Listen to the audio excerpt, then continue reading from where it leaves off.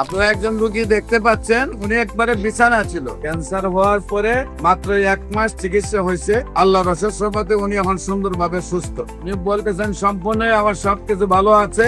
বিশেষ করে রোগীর অভিভাবক আমাদের সামনে বসা। আমরা আপনাদের সাথে পরিচয়। আপনার নাম? মোহাম্মদ রিয়াজ। আপনার পিতার নাম? আপনার বারেক মির্জা। আপনার মায়ের নাম? মামারাউই। আপনার গ্রাম? দরামদি। দরান্দি গ্রাম। Post office? দরামদি। দরান্দি থানা? পটুয়াখালী। পটুয়াখালী জেলা?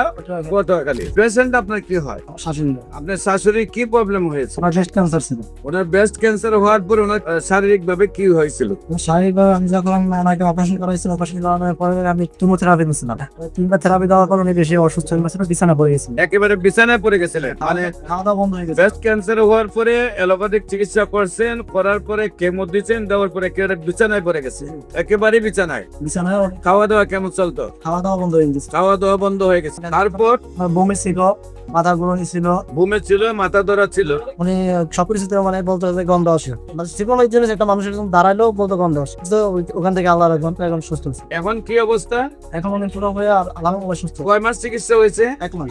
সম্মানিত দেশবাসী, মাত্র 1 মাস চিকিৎসা করে, যেখানে বিছানায় রোগীটা ছিল, যেখানে কথা বলতে পারতো না, যেখানে খাওয়া দাওয়া চলতো না, বমি করে দিত মুখে খাবার দিলেই, সবাই নিরাশ হয়ে গেছেন। চিকিৎসা যতই চান উনি 3টা কেমো দেওয়ার পরে একেবারে বিছানায় পড়ে গেছেন। আল্লাহর অশেষ রহমতে 1 মাসের চিকিৎসায় সুন্দরভাবে সুস্থ হয়েছেন। আমরা যারা এই ভিডিওটি দেখছেন তাদের কাছে আমরা অনুরোধ করব, আপনারা নামাজ পড়ে দোয়া করবেন ওই রোগীটা যাতে আল্লাহ সুন্দরভাবে সুস্থ করে দেয়। আপনারা জানেন একটি ক্যান্সার রোগী যার পরিবারে আছে সে যে কত কষ্ট আছে। প্রতি মাসে 2-4 লাখ টাকা খরচ, আবার অন্যদিকে চিকিৎসার জন্য প্রতিদিন রিপোর্ট করা, প্রেসক্রিপশন নিয়ে ডাক্তারদের কাছে দৌড়তে হয়।